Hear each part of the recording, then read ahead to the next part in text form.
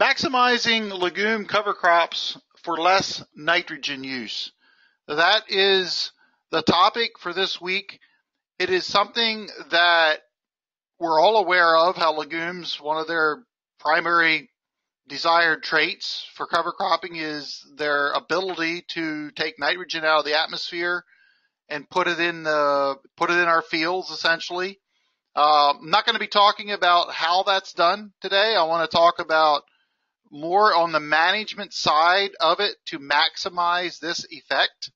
So I'm just assuming here that most people know and understand how the role of legumes play and how it actually works. So I just wanted to start out here by just showing you a picture that I think really demonstrates the effect of a legume. Now, this was in a situation here. What you see there is mainly sorghum Sudan grass, and there's some sun hemp in there. If you look close, you'll see it. This was planted after an oilseed rape field that had a significant amount of legacy or volunteer hairy vetch come through. And I actually left the hairy vetch grow and harvested it with the oilseed rape and separated the seeds out. And it kind of led to another aspect of cover cropping that I'm going to talk about later, whereas this year I'm actually intentionally growing hairy vetch and oilseed rape together, and also winter annual peas. That's another story for another day, but that's a background here. So you can see the greener parts was where the vetch was scattered throughout the field. This is basically showing up here in the sorghum Sudan grass. So there's obviously a value there. Now, this was just shown because it was volunteer, so this isn't the way you would, manage this, but it is a nice way to actually show you that indeed we can get a nitrogen effect with our legume cover crops. So to outline my talk today, I'm going to list these topics here, the main topics, and talk about each of them. And this first one here is my key management tips is to choose the best nitrogen producing species. So we're going to talk about the species that seem to be the most popular for that. Also, the whole plan of getting your cover crop legume planted as soon as possible. And then using winter hardier selections, that's sometimes a factor here to makes this work better. And then also, and this is again a management plan, sometimes it's actually intentional, sometimes it is what it is, we get late, but plant your cash crop as late as possible. And that's basically to maximize legume nitrogen production, giving it longer time to grow. Planting into the green legume or planting green is kind of related to that topic I just said. And then mix with other species. Why would we do that? Well, that's what I'm going to be talking about here coming up. So another two things here finally, just to make note, I want to lay some groundwork here, is that it's my understanding that around the first bloom of any given legume is typically where peak nitrogen production occurs. So if we're looking to manage this, once we see the first blooms, if you're thinking specifically about maximizing nitrogen production, we've pretty much achieved that, and it's time to go plant if that's what you're trying to do as far as maximize that in that way. Now, of course, we all know that you have to compromise sometimes, and sometimes it's a little later and you just want to get planted. I understand that, and you just have to manage that into your operation. The other thing here is highly variable, but it's to know how much nitrogen is available to your cash crop. So I'm going to spend just a little bit of time at the end talking about that, and we'll just be able to help us think through how that works. So to choose the best nitrogen producing species. Now I listed what I'm experienced with in this, and I'm just going to list, I broke them up into three categories. Let's start with the winter annual legumes is hairy vetch, crimson clover, I'm mentioning Balanza clover and Austrian winter peas. They seem to be the cream of the crop, if you will, for the winter annual species of legume cover crops for nitrogen production. So that's the ones we want to focus on. Now, there's obviously many other legume cover crops out there, but these seem to produce the most nitrogen and have been the most popular. The cool season, I'm going to list the cool season ones, the ones that do not kill at the very first frost, but invariably will winter kill once the temperature gets down, usually in the mid-teens or so, would be fava bean and lupins. They're both similar category as far as planting window, and they're both going to winter kill when we get a couple nights in the mid-teens. But these are very good in nitrogen production. Lupins have a long history of working in the South and Southern cotton rotation and so forth. You look back in the history 70, 80 years ago, lupins were all over the South. So they're like tested and approved, you might say. Fava beans has shown to be very good at nitrogen production in the fall, but the problem is the seed size has been too big, and as a result of that, when I say too big, I'm really meaning it's almost cost prohibitive to plant them because it takes so many pounds per acre, and if you have any scale to your operation, to plant 60, 80, 100 pounds of these per acre takes up a lot of space, and they've been somewhat expensive as well. But here recently, there has been a push toward identifying the smaller seeded fava beans so that we can be able to take care of that problem. And I'm going to wrap up my conversation today about some things I'm going to be planning on doing here very shortly with fava beans and corn. So, and then summer annuals, sun hemp is probably the most popular legume cover crop. It's a summer annual that would be planted over the summer. Cowpeas might be a close second, and there could be a few other ones, but these are the ones that, as I know, have been some of the more popular ones for very good nitrogen production. And so moving on to our another point here is to plant that legume as soon as possible. And this sometimes is not thought of, but it goes along with any cover cropping where you want to maximize the growing degree days you have in the fall or whenever that may be. But one aspect here is interseeding when the corn is knee-high, V4 or something like that. Crimson clover in that mix does good. Hairy vetch has shown some promise. Actually, cowpeas seems to be catching some attention here lately. So that's all in this category of trying to get these established as soon as possible. Now, when you're interseeding, you're not necessarily trying to save nitrogen in that corn crop per se. That being said, there seems to be some synergies going on. There could be a fraction of that with a little nitrogen production, but they really don't produce much then. Probably any nitrogen production you get out of a legume that happens to be interseeded would be the succeeding crop later on. It'll really grow in the fall and then either winter kill or actually survive through the winter. It would put the nitrogen on for the succeeding crop. So just want to make that clear in this situation here. The other aspect is using a short season cash crop like a corn or soybean, becoming more and more popular. We got some pretty good genetics out there. Again, not doing the whole farm this way. 10% of your acres, maybe a field or two. So you get your legume planted as soon as possible in the fall. Of course, after small grain is an obvious situation. If you have small grains, or I know there's, I can say a little trend here toward more farmers actually getting small grains into their operation so they can get cover crops planted. And that's another topic for another day, but you could really get some serious nitrogen production if you get if you have small grains in your rotation. It just opens up a wide window. And then finally, I've listed here, follow the combine.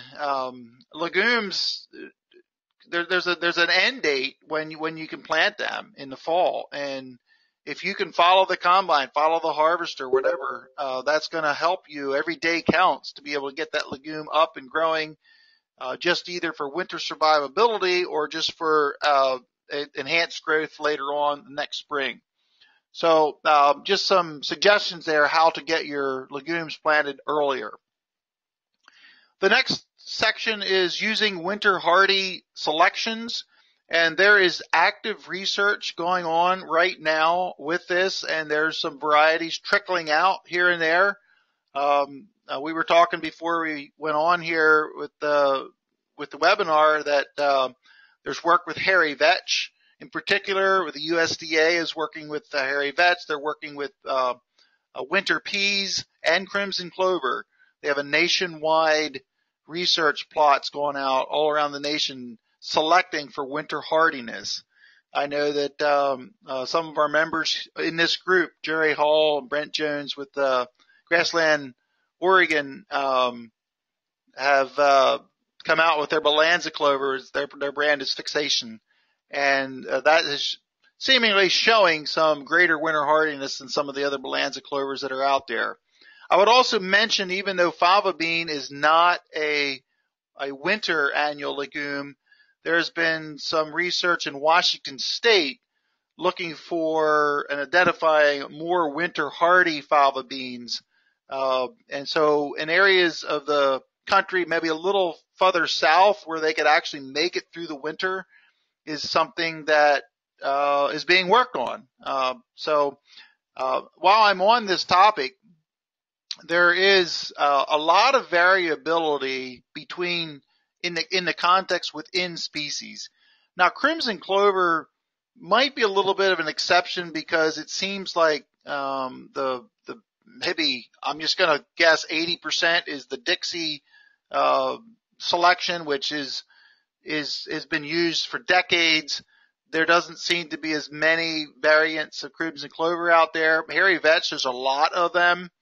And so the reason I mention this is, again, as any cover crop aspect, knowing the specific selection you're dealing with is important. And sometimes you get lucky, but there's times where people have been very disappointed where they bought a hairy vetch and it winter killed, and they just don't have it there to give their production of nitrogen in the spring that they had counted on.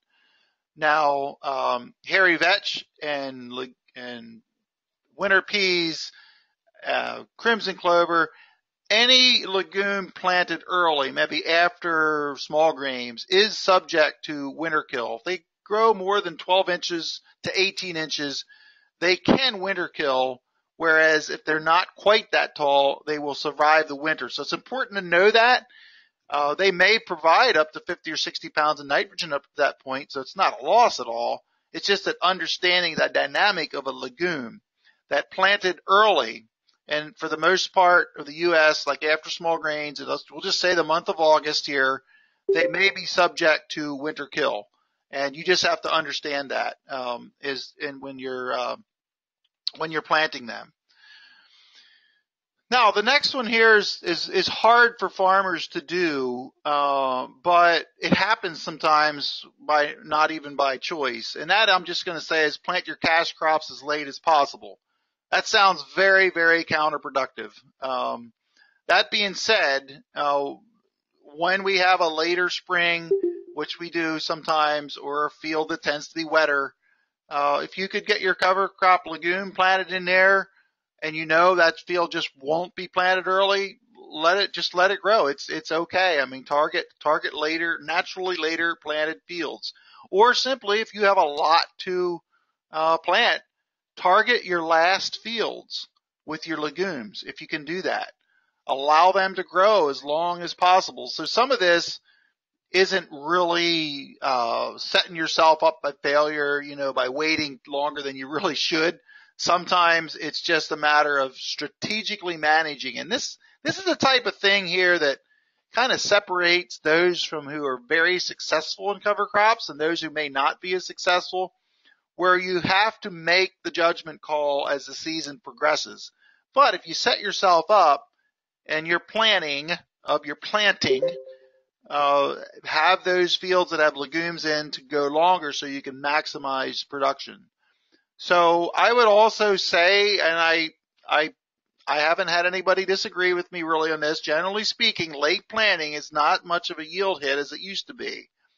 And I think a lot of that has to do with genetics, but also, we've had a lot of variable weather conditions, and there just wasn't, uh, you know, the ability to plant everything early. So I'm just, making the strategic decision here to wait for a field or two to plant it later.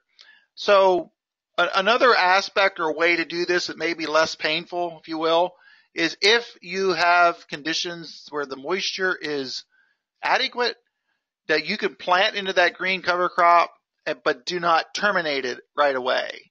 So planting green, as we say, or planting into a green legume cover crop and either spraying it out right before it emerges, or even if it happens to be genetically modified for Roundup Ready or Liberty Link, you can wait till it comes up. Now, I will say on top of that, Roundup or glyphosate is not very effective on clovers and vetches as much. You have to use a pretty high rate. So I wouldn't recommend waiting for that. Now, of course, there's rolling options in here. It depends what type of roller you have that can also help mechanically control it. But delaying termination as late as possible is a strategy. Now, there's one big caveat in this, and that is if the weather is dry and getting dry and no rain in sight, you don't want to wait till the last minute because you're going to lose moisture. And unless you have good irrigation supply, not a good idea. So here's again where management needs to come into play, is how long you can let your cover crop grow. Now, one of the last points I have here before I give you some examples is mixing it with other species, mixing a legume with other species. And you may say, well, I might lose some of my nitrogen because if I mix it with a cereal rye or triticale, that's going to take it up. Well, yeah, that is true.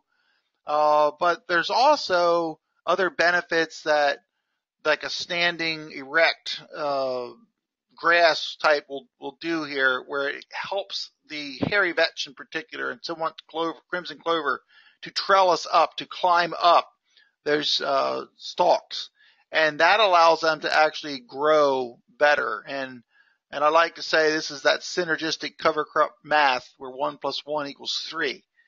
So there is a good reason sometimes to plant a grass type species, and you don't have to put much. I mean, 10, 15, or 20 pounds per acre, like a cereal rye, will do a really good job at holding up the legumes in there. So peas is another example of that. It keeps them off the ground from like almost smothering themselves and so forth. So mixing a little grass species in there is not a bad idea. Then you do have to consider what your nitrogen rates are and everything. We're going to talk about that a little bit later.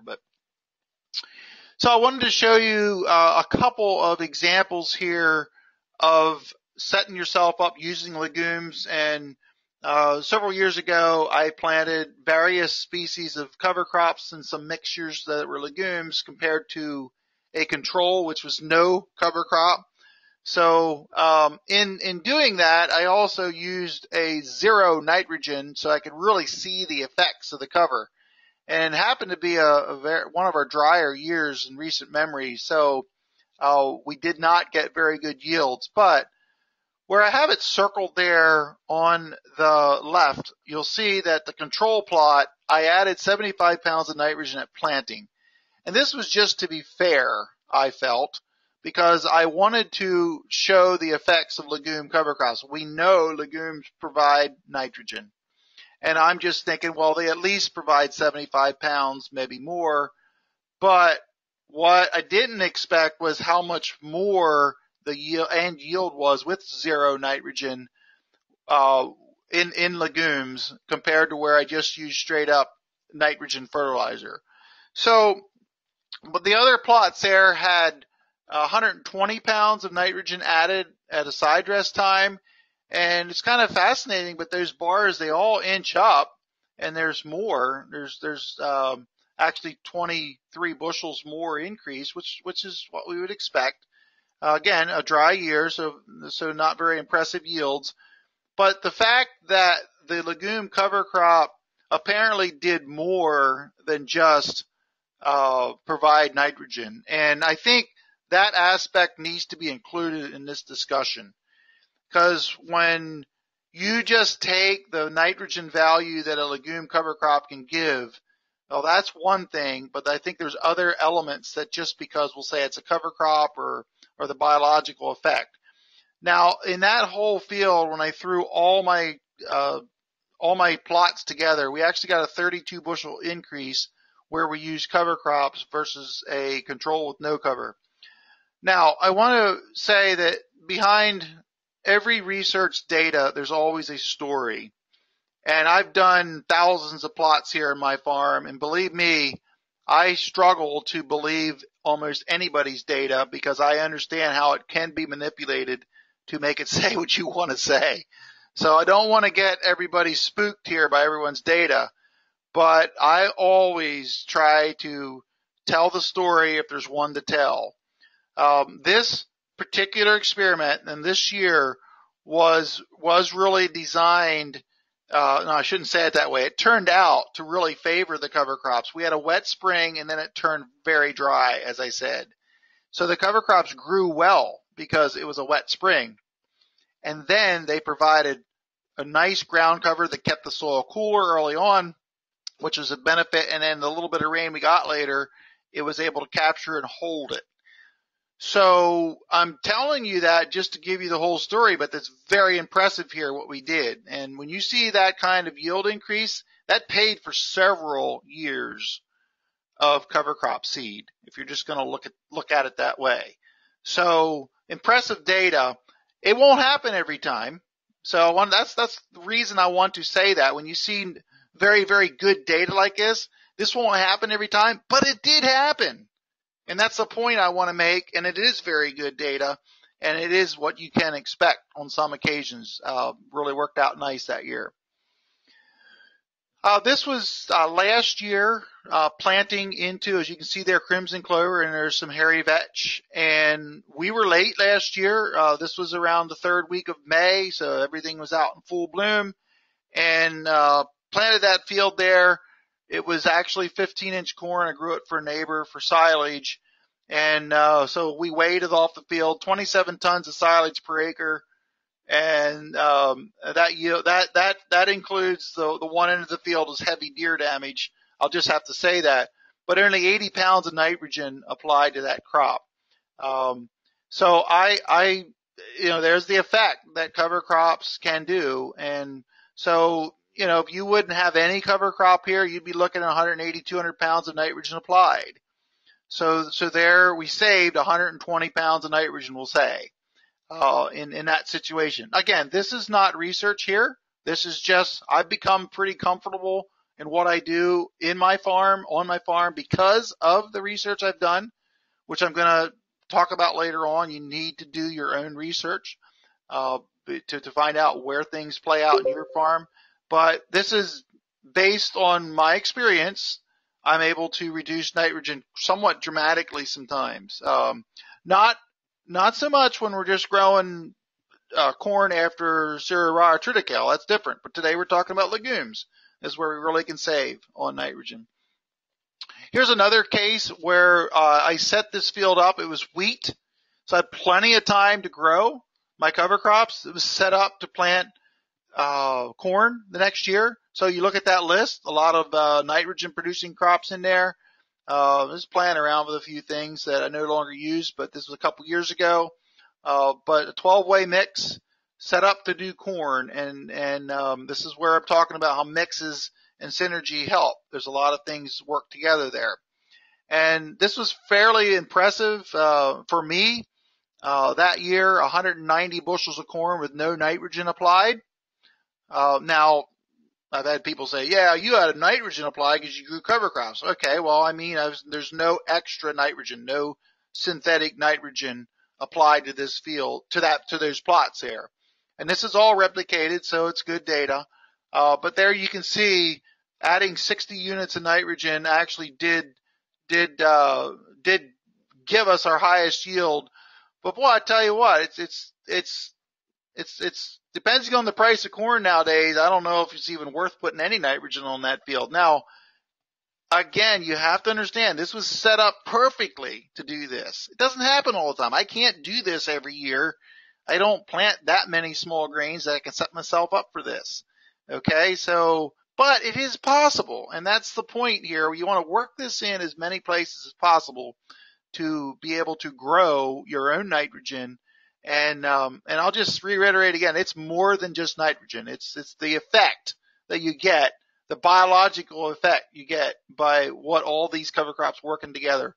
But again, setting myself up here using a lot of legumes in my cover crop to do that.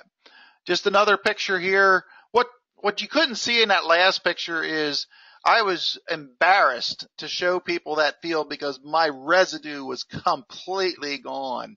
There was like zero residue left, and in this case, I was kind of like a victim of my own success. There's so many earthworms. They ate everything up. And the problem was, and if you would go back and look at that slide, a lot of the species that I grew in there were low carbon to nitrogen ratios, so they disappeared very quickly. So I want to show you this picture here. I learned that I need to add to my mix some higher carbon type cover crops to keep my soil covered, because that's my goal. I don't want to see my soil very often. Okay, so adding a sorghum Sudan and adding more sunflowers and things like that is part of that. Now, if you look closely there in the middle of the bottom, you'll see a carcass of a radish left over, so that collected some nitrogen, gave it. But here's a classic example, and by the way, there was legumes in this mix here. This is a different field, different year, but no nitrogen applied until this stage right here where you see it.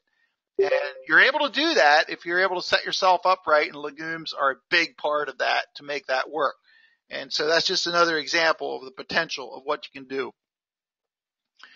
Now, I put this next slide in here that this is kind of maybe a narrow niche, but I grow pumpkins and squash, and I really like my triticale hairy vetch mix that I plant to set myself up to no-till into this. What happens is the hairy vetch starts growing, and it will pull down the cereal rye just because of the weight of it, and because I'm leaving it grow. We don't plant our squash till around the 1st of June.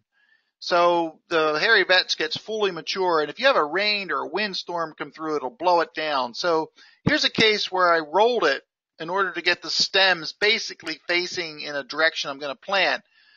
But at this stage here, right, this would have been rolled just before any blooms were on the hairy vetch. And it pretty much terminated the rye. So there is no herbicide been applied to the picture right here, what you see in the main picture. But the vetch grew out of that. And I really love this because it gives me a little more nitrogen, a couple more pounds of nitrogen until I'm ready to plant and when I finally terminate that. So again, this is a strategy here that works for my situation of doing no-till vegetables, in this case squash, where I'm rolling it down early, too early to actually kill the hairy vetch with the roller, but it pretty much took out the cereal rye, as you can see, allowing that legume to grow a little more to provide me with some more nitrogen. So I know it's a specific niche, but just something that an idea I wanted to share out there you might be able to use somewhere. So maybe the crux of the matter here of our whole topic today is how much less nitrogen can I use? And I wish I could give you a prescription, but I can't. There are so many variables in this. And it's the type of legume, the maturity of it, so many variables go in there that you can't make recommendations that are going to hold true every year. So that's why you need to do your own research. And it's not that hard these days with our GPS guidance. It's not hard to put out some replication in our planters. It's not hard with the yield monitor. If you have field length fields, a yield monitor is decent. It'll at least tell you a little bit. It's not scientific probably, but it'll tell you a little bit. So, but I did want to give a little scenario here for corn. let's just say we have a good stand of hairy vetch. We're just going to talk about a straight stand of hairy vetch, one of the top nitrogen producers there are. And if we let it grow till first bloom, let's say this may be the last field we plant, probably only need 40 to 60 pounds for optimal yield. Now, I'm just going to pause a little bit and say that I know I could probably count a dozen or so stories from farmers I've heard who, under good conditions, have used zero nitrogen and were happy with the results after a good stand of hairy vetch. And this is really what the organic farmers will do with the no-till organic. This is a classic example of what you do with that. But I'm just saying 40 to 50 pounds for the optimal yield. And basically that would be at a side dress right before the corn takes up the majority of its nitrogen, going from V4 up to tassel. Over that time, there's generally not enough nitrogen to fully maximize the corn growth at that time. So that's when you would put it on. That's when you time it. So when you do that, you're potentially saving at least 150 pounds of less nitrogen than maybe you typically do with no cover. And I would just say that that's more than enough to pay for the total cost of the cover crop seed and the cost of doing it and everything. Right now, the cost of nitrogen is, think we'd have to agree, is reasonable. It's not sky high. Will that ever happen? I don't know. We live in a volatile world, and things could happen politically, or even, sometimes hurricanes will come through and hurt the production of nitrogen and stuff like that. There's going to be a little blip on that.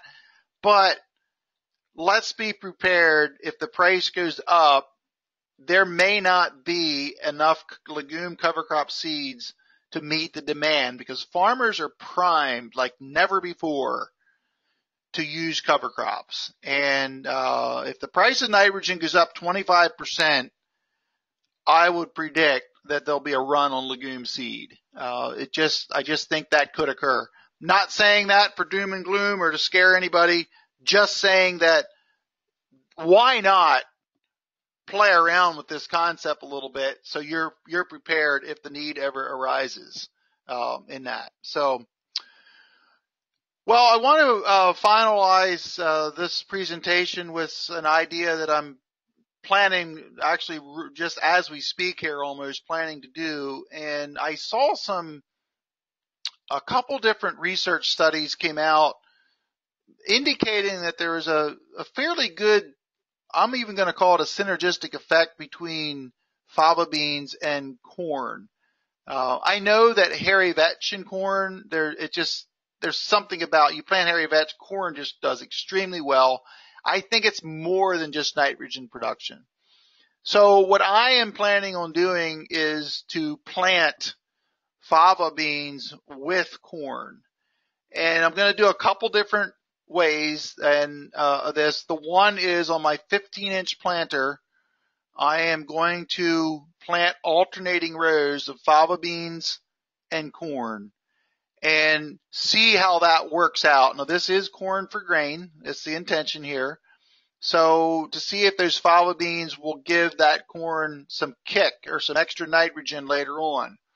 And I haven't done it yet. We're setting up actually the picture there. My son just sent that to me as I was preparing this morning, because we just got a tote of small seeded fava beans from Derek Axton, who's one of our group members here. Just got those seeds yesterday. So there you can see some fairly small seeded fava beans, around 1,500 seeds per pound. And I think it's going to work on my corn plate. We may use it on a soybean plate, but that's anyway. I just wanted to show you. This is what I'm thinking of doing. And the other more radical idea is to actually plant corn with a drill and mix in fava beans so that they're scattered a little bit more evenly. And I'm going to try to use no residual herbicides, because obviously I don't actually really know what herbicide that the fava beans could grow out of. But I do have a nice cover crop growing there. I do plan to wait about a week yet. I want my cover crop to grow bigger. But this is one of those ideas that I'm going to try. I think there's a decent chance it's going to work. I don't know how much additional N might be needed.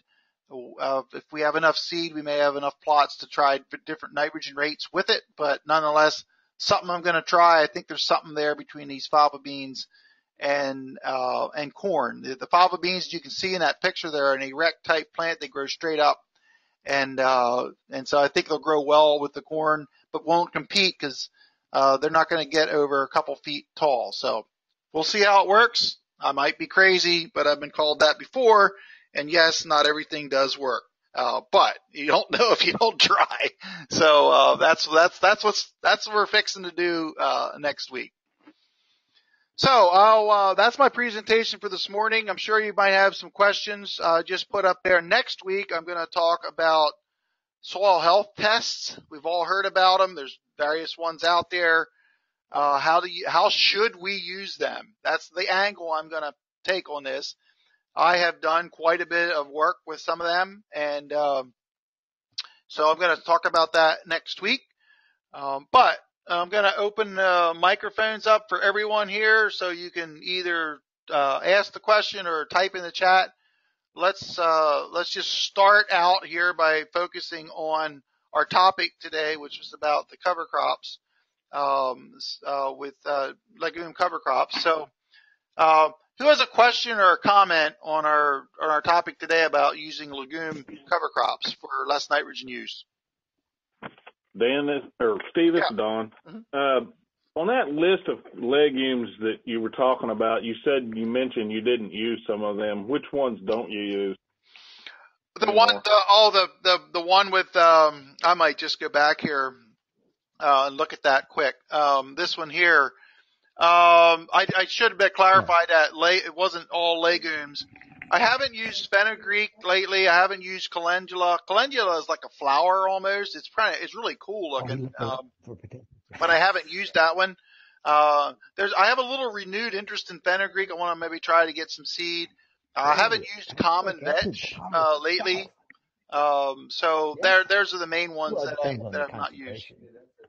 So yeah. Clean the seeding off. That's what you need. Does that answer your question, Don? Yeah, I'm just wondering. I don't know a lot about fenugreek and those others anyway, so I was just wanting to check. Right, and I'm not actually. Someone else might know on here. Fenugreek, I'm not even sure if that's a legume or not.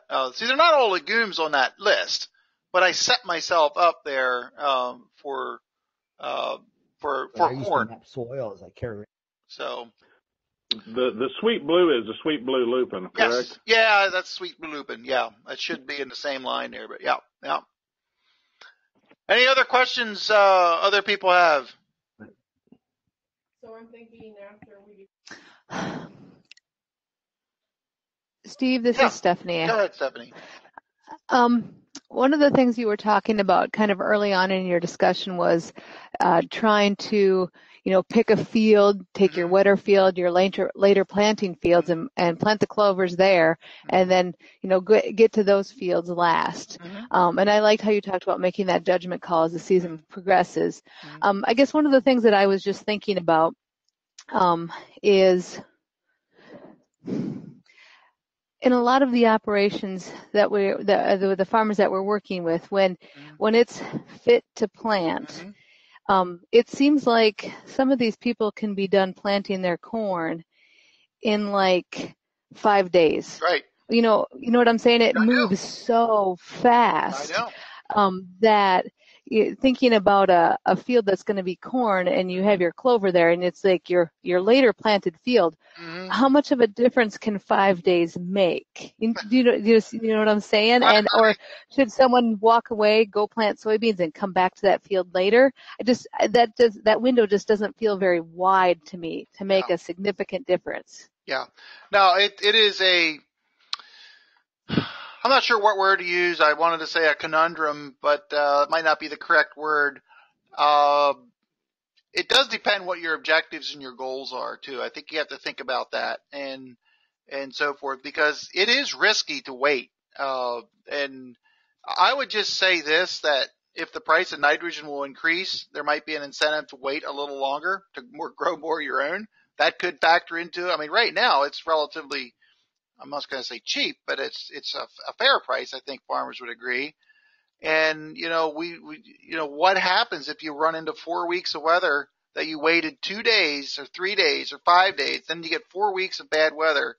That's a problem. Now, I will say that there's another little angle to this that should be mentioned is the further you get into a soil health system and the further your fields mature on a soil health, from a soil health perspective, you earn the right, I like to say, to have more options. In other words, an inch of rain won't keep you out of your field 2 days. You might be able to get back in a day. So the longer you're into this system, the more advantages you have to make these kind of judgment calls. But I am not going to try to talk a farmer out of waiting 10 days to let his cover crop grow more if conditions are perfect and there's rain moving in. I just wouldn't want to do that. I understand that, but I think it's more, you're going to have to decide, do you want to roll the dice or not? And that's the thing of it is you could also argue some of the other sides. Do you know when the heat wave's going to happen this summer? And we don't. So maybe waiting 2 weeks sometimes has proved to be beneficial because the heat wave hit at the time your early corn was pollinating and your later corn did better. So those are the kind of things you're going to have to do to take the risk. So, for me personally, I'm very comfortable in waiting if I feel I want to, partly because I have I like to say earned the right with my soil to be able to plant in what would have been adverse conditions now no longer are as much. So a little long-winded answer there, Stephanie. I don't know. Am I getting at what you're asking? Is that helpful? I do. I think you kind of hit it. Like you said, you're really focusing on not putting all your eggs in one basket. You're spreading out your risk.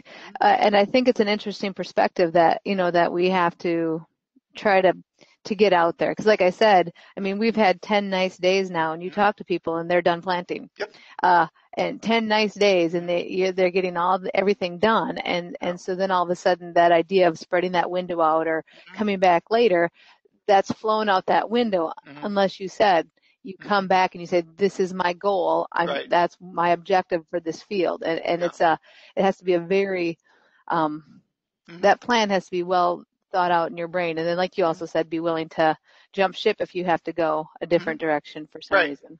So. I'll just tell you personally, I have not planted corn yet. We're going to start tomorrow. There's corn planted all around me. It was a late year. It was a late year. Like everywhere else, I'm letting my Perry vetch and crimson clover and stuff grow a little bit more. Granted, corn is not my main cash crops. I want everybody to know that, just in all fairness and all candor. But that being said, I'm waiting a little bit longer here. And then I don't intend to spray it or roll it until I have to. And I'm not sure when that's going to be. I'll just give you a case in point. Our soil conditions, like right now today, are like almost perfect. I'll just say tomorrow it's going to be perfect. We had some rain over the weekend and so forth. Tomorrow it'll be perfect. There's a chance of showers on Thursday. And if we get, let's just say we get a half inch of rain on Thursday, I will let that cover crop grow until just before the corn spikes through. Okay? If we get nothing, and there's no rain in the forecast for a week, I'm going to be spraying probably right after, like I'll say Friday morning. So that's just the way I think. That's how I do it, in my situation. So, go ahead. Do you have a follow up or someone else? Yeah, Steve, this is Dan. Yes. Hey, one of the other balancing acts that one needs to do here is, what is your soil moisture like, and what is the forecast? Yep. Mm-hmm. Well, that's I know I mean, that's just part of the multiple factors that Yeah. one needs to consider. Right. Yeah, that is very, very, very key. I just kind of gave that example here of my situation. And if there's no rain in sight, it's time to terminate. That's generally what I say. Anything beyond that, you're risking maybe not even getting your cash crop to germinate. And as great as cover crops are, I can't afford that. I can't afford that risk.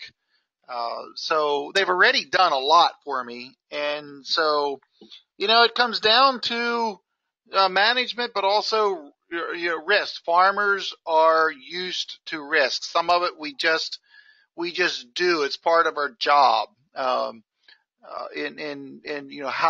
How early do you start planting again after you get a rainstorm because there might be more rain coming? I mean, it's a risk. A lot of decisions we make are risky. So you just kind of have to throw it in that same mindset there of doing something. And sometimes you get it right and sometimes you get it wrong, and it had nothing to do with what you did. It's just that the way it played out. So, good point. Luis from Spain just asked here, how do you terminate hairy vetch that regrows after the rolled rye? And I'm assuming, Luis, that's in response to that picture. For me, I have sometimes come back and rolled the second time, or I just throw in a little gramoxone when I'm spraying after I plant. So either with a herbicide or a second rolling. So I've done that. I've done both ways. It really does depend on the situation. If I see a few little other weeds trying to grow and I know I need to take care of them, I'll just spray it out. I won't bother rolling again. So pretty simple response on that. Either roll or just spray it out with a herbicide.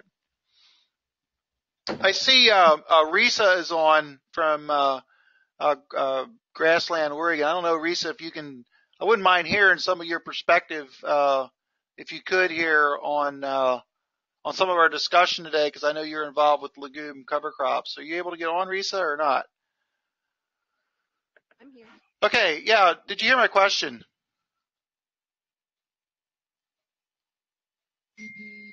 Go ahead, Risa. Did you have a specific?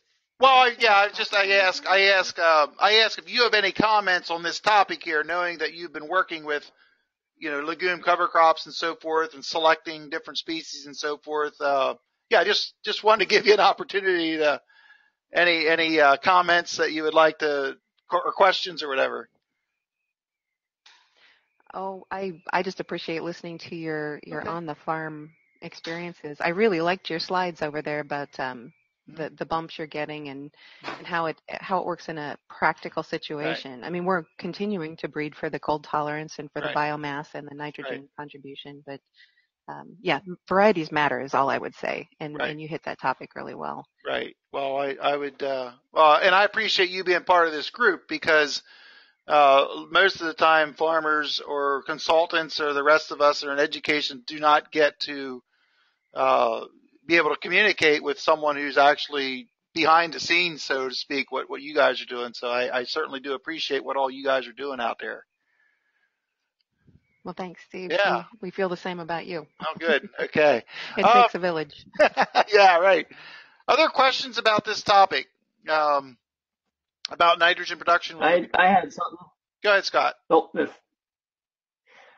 just a thought with the varieties and everything.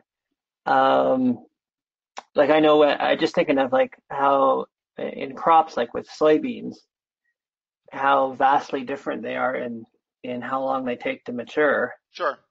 Like how, and maybe is that what, Risa, I don't know you too well, is that you're working on cover crop or on breeding cover crops, or breeding these type of crops? Yeah. We're doing breeding on the cover crop side of things. Okay. Yeah, and we just hosted a cover crop event last week here in Oregon, and had one of our speakers was Chris Reberg Horton, who was talking about the allelopathy in cereal rye, which is not a species we are working on currently, but and Anita Dilley had sent some information. There was over 1,000% difference in the DeBoa levels between 12 different varieties in a study that was done back in the late 90s. So, varieties aren't just mattering today. They've mattered for a long, long time. In what levels? It's the chemical that makes the allelopathy in cereal rye that gives it that weed suppression. Oh, okay. Mm-hmm. And that's a But yeah, that's a so you're saying, huge the spread. variety makes a huge difference. Mm-hmm. Okay. Yeah, we were at the PMC, and you could tell the difference between, say, the Balanza varieties. Mm-hmm. We've bred ours for cold tolerance and for biomass, and I mean, it was when you put your eyes on the difference in the same situation, you can tell there are stark differences. And having the right tool in the right place at the right time, knowing what your goals are, which is what Steve is so very good at, is being able to plug those right tools in, and then telling you how to apply them in a full production situation is critically important for the success. Maybe I'll send you an email after this if I could get some of that information or see any of it I can get. Like I'm up in Alberta.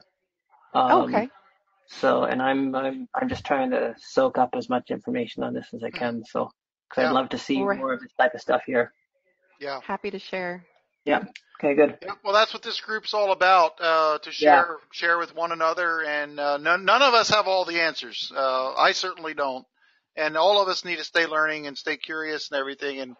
And I'll just say, just to follow up, that there's going to be a second cover crop breeders conference in Oklahoma here in June. I'm not sure, Risa, if you're going to that or not, but I'm planning on going again. And so I just put it out there that there is stuff that's happening more than you may realize behind the scenes, so to speak. So I really, as I look at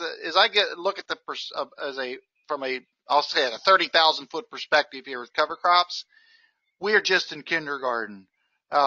We really are just starting out with understanding and developing, I should say, and designing species.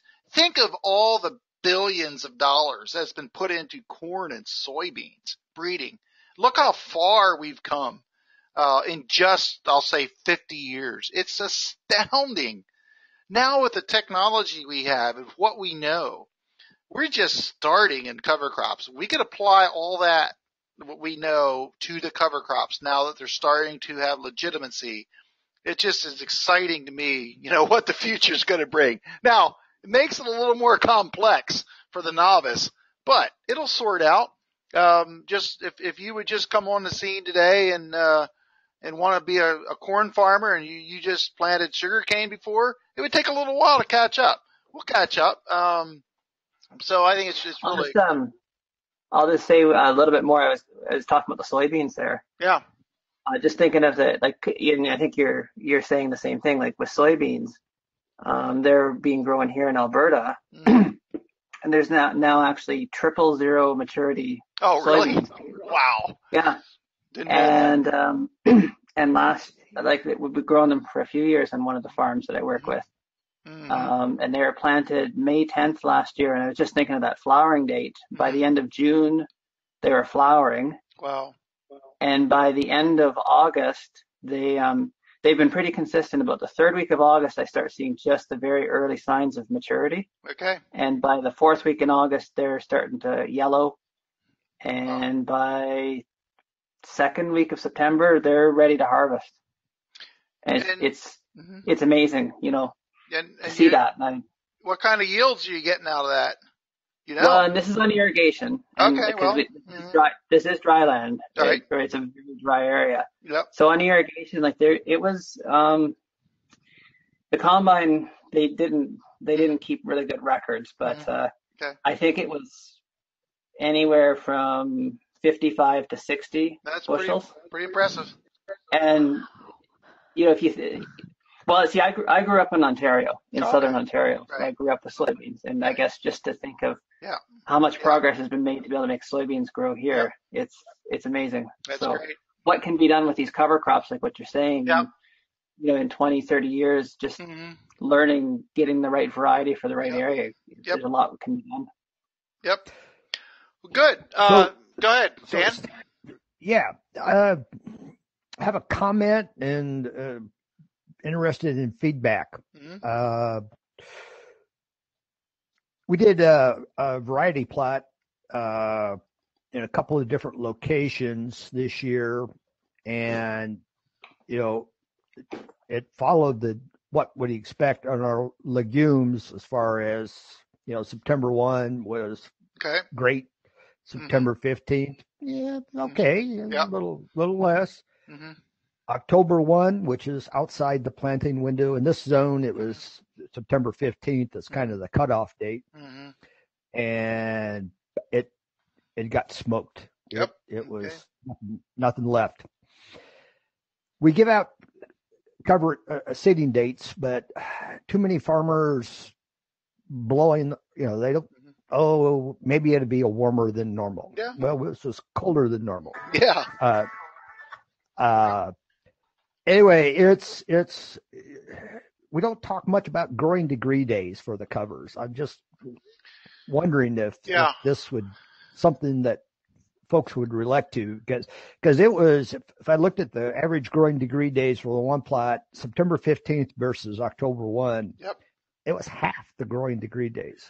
Well, you probably heard me say this before. One day in September is worth over a week in October, and that may be even short-sighted.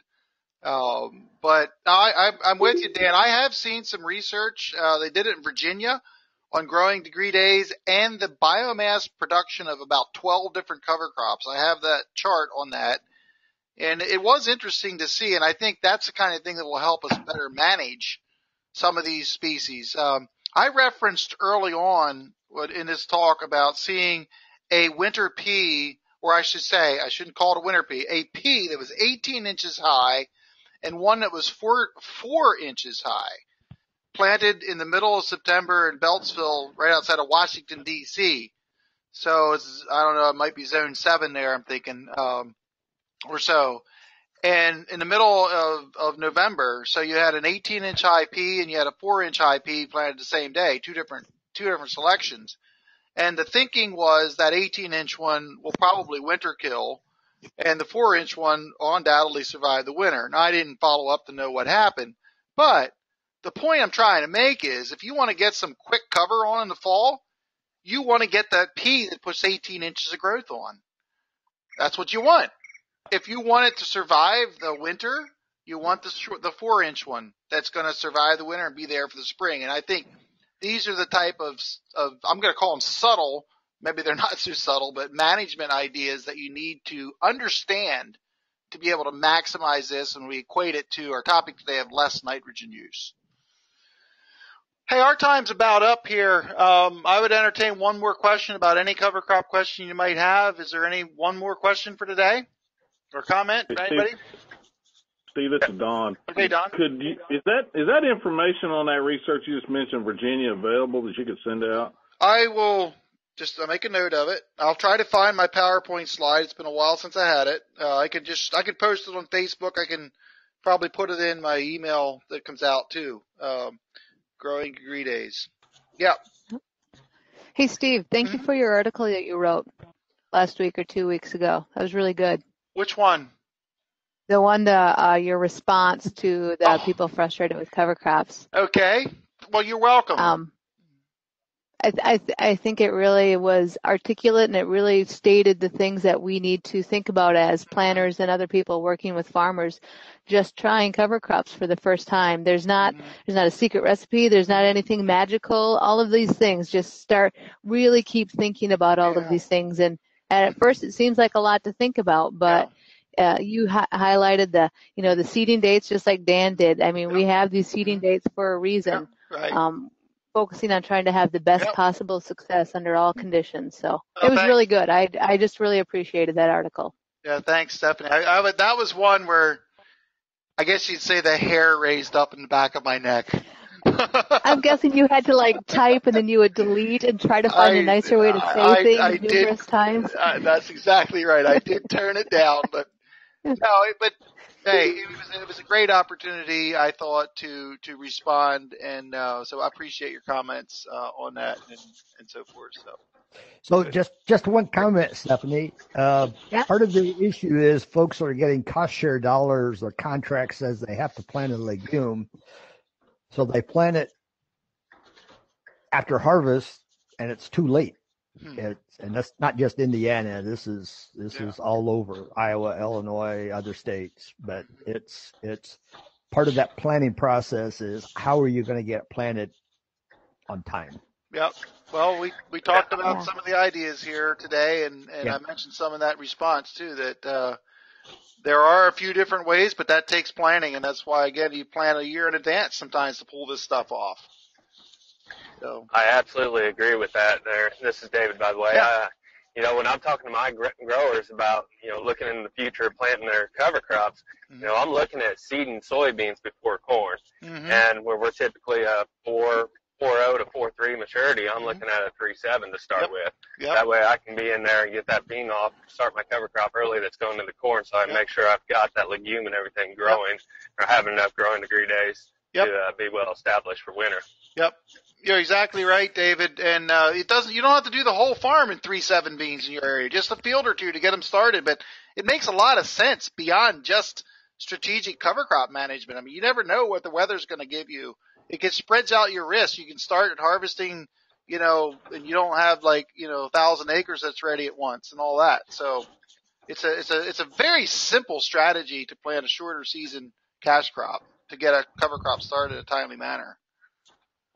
That separates out those who are successful from those who planted a cover crop, but it didn't do much for me. Yep. Good. Okay. One last chance. Anybody else have anything to say? Hey, well, thank you. I appreciate your participation. Go ahead. This is Aaron Hurd. Yes, Aaron. I was going to ask, did you see that in Iowa they're able to offer an RMA variance? Yes. For termination timelines? That's a new development. Okay. I'm sorry. I didn't know where you were going with that. Was that, I think that just came out, in the last day or two or three, right? Yeah. Really here, very current. So yeah, that's right. That was kind of keep your eyes on that. I think other states will probably move in that direction if possible. Well, I can certainly appreciate that there's some flexibility there. That's good. I'm glad you brought that up, Aaron.